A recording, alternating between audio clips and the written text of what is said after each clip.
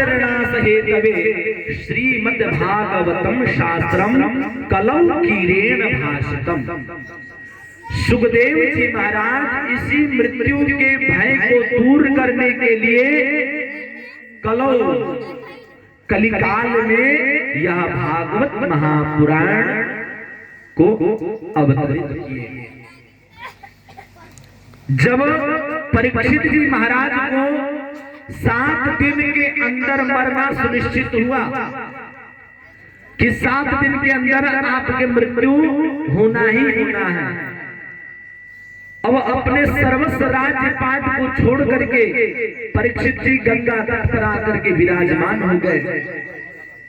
उसी समय सुखदेव जी परीक्षित को मृत्यु के भय से दूर करने के लिए इसी पावन संहिता की कथा सुनाने के लिए वहां तैयार हो गए।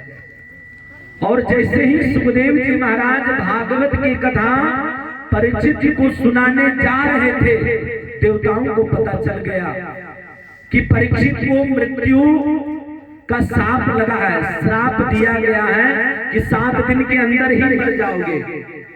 और उसी मृत्यु के भय को दूर करने के लिए सुखदेव जी महाराज श्रीमद् भागवत महापुराण की कथा सुनाने जा रहे हैं। देवता लोग क्या किए? सुधा कुंभम गृहीत्वैव देवास्तत्र समागमन। सभी देवता सुधा कुंभ कहे तो अमृत के घड़ा को लेकर के और दौड़े दौड़े आकर के सुखदेव जी महाराज को प्रणाम किए और अमृत उनके हाथ में दे रहे थे कि मृत्यु का भय उपस्थित हुआ है परीक्षित को, ये अमृत उन्हें पिला दीजिए, अमर हो जाएंगे। और जो कथा रूपी अमृत परीक्षित को आप पिलाने जा रहे हैं, वो कथा अमृत हम सभी देवताओं को पिला दीजिए। अब सुखदेव जी मन में विचार करने लगे कि ना ही देवताओं को हमने कोई निमंत्रण कार्ड दिया कि देवताओं आओ और कथा सुनो, और ना ही परीक्षित जी ने कोई बुलावा भेजा है। अरे प्रतिदिन कोई न कोई व्यक्ति मरता है, किसी के लिए अमृत का घड़ा तो ला करके देते नहीं, और अमृत कोई साधारण वस्तु भी नहीं है। देवासुर संग्राम हुआ, देवताओं में राक्षसों में युद्ध हुआ, और सबसे जो बहुमूल्य रत्न था वो अमृत है। और आज देवता बिन मांगे वो अमृत के घड़ा को लेकर के हमारे पास आ गए हैं। कोई न कोई जरूर कारण है। दाल में जीरा काला नहीं, पूरा दाल ही काला है।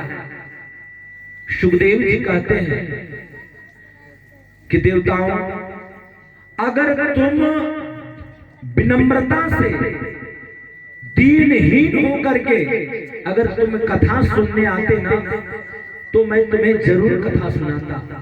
लेकिन तुम एक ठगी बन करके आए हो, क्योंकि स्वकार्य कुशलासुरा। ऐसा आया कि देवता अपने काम को बनाने के लिए परम कुशल है, स्वार्थी है।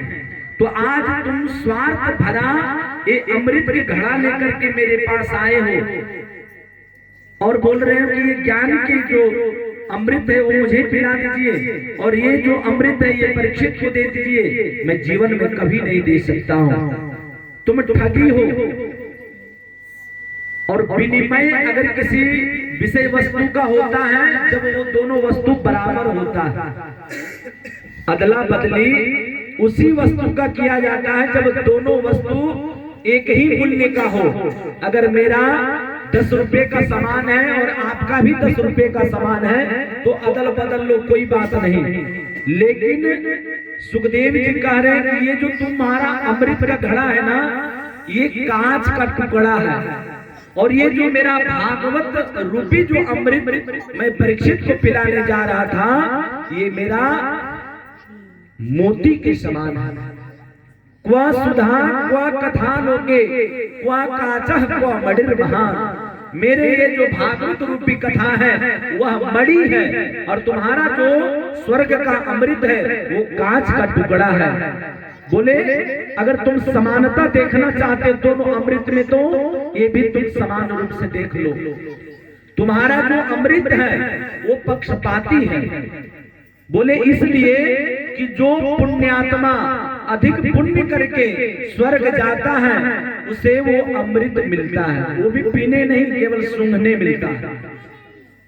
और ये जो मेरा हरि कथामृत है, यह कोई पापात्मा हो चाहे पतितात्मा हो, चाहे कितना गया गुजरा पापी हो, जो भी हो, चाहे पुण्यात्मा हो चाहे पापात्मा हो चाहे पतितात्मा हो, सबके लिए ये सुलभता से उपलब्ध है। जो आएगा उसे ये कथा रूपी अमृत मिलेगा, लेकिन तुम्हारा अमृत उसी को मिलेगा जो अधिक पुण्य करके स्वर्ग जाएगा। तो पक्षपाती हुआ कि नहीं? तुम्हारा अमृत पक्षपात कर रहा है, पापी को नहीं मिलेगा पुण्यात्मा को मिलेगा, लेकिन मेरा ये भागवतामृत है वह सबको मिलेगा। बोले इतना ही नहीं, तुम्हारा जो अमृत है वो पुण्य को क्षीण करता है, पुण्य को समाप्त करता है। और ये जो हरि कथामृत मेरा है वह पापों को समाप्त करता है। जब पुण्य करके व्यक्ति स्वर्ग पहुंचता है तो पुण्य जब तक रहता है तब तक स्वर्ग रहता है। जैसे ही पुण्य समाप्त होता है कि ऊपर से मार के भगा दिए जाते हैं नीचे। तो तुम्हारा जो अमृत है वो ऊपर से नीचे लाता है, लेकिन ये जो मेरा हरि कथामृत है यह नीचे से ऊपर लेकर के जाता है। तो यहाँ पर भी तुम्हारा अमृत फीका पड़ गया। बोले तुम्हारा जो अमृत स्वर्ग का अमृत है वो दीर्घ जीवी बनाता है। 10 वर्ष 50 वर्ष तक तुम स्वर्ग में रख सकते हो प्राणी को, लेकिन ये जो मेरा हरि कथामृत है ये मानव को दीर्घ जीवी बनाता है। अर्थात जन्म और मरण के कुचक्र से ही जीवन पर्यंत समाप्त कर देता है। दोबारा तुम्हें जन्म नहीं लेने पड़ेंगे, सदैव भगवान के चरणों में ही सेवा करने का अवसर ये भागवतामृत देता है। तो हर एक तरह से तुम्हारा स्वर्ग का अमृत मेरे हरि कथामृत से फीका पड़ रहा है, इसलिए तुम इस अमृत को लेकर के और भाग जाओ यहाँ से। तुम्हें भागवत रूपी कथामृत तुम्हें मैं नहीं श्रवण करा सकता।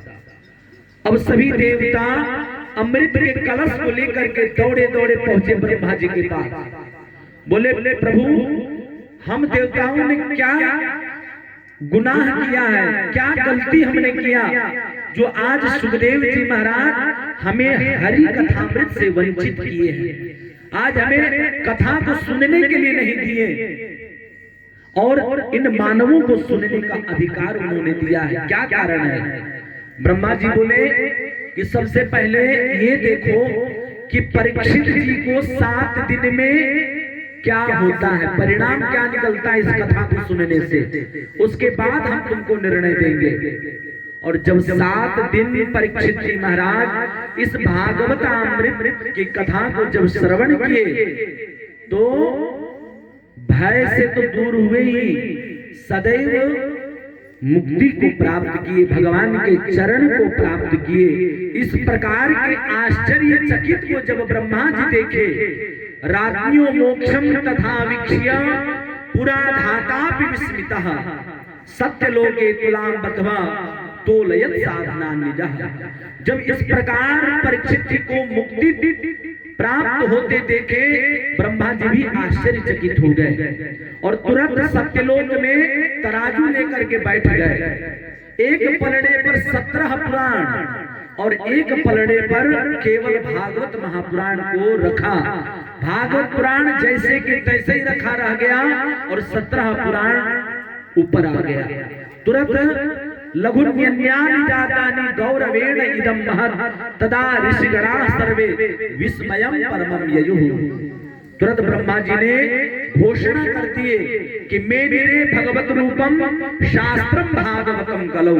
कलिकाल में साक्षात भगवान श्री कृष्ण के उस श्री विग्रह ही इस भागवत महापुराण में समाहित हो चुके हैं। इसलिए श्रीमद् भागवता क्यों ही प्रत्यक्षम कृष्ण एवं, ये श्रीमद् भागवत महापुराण साक्षात भगवान श्री कृष्ण ही है, ऐसा ब्रह्मा जी ने देवताओं को बताया। इसलिए तुम्हें सुखदेव जी ने कथा सुनने से वंचित किया, क्योंकि तुम विनम्रता से, भाव से, प्रेम से, स्नेह से उनके चरणों में आप नहीं गए। जब इस प्रकार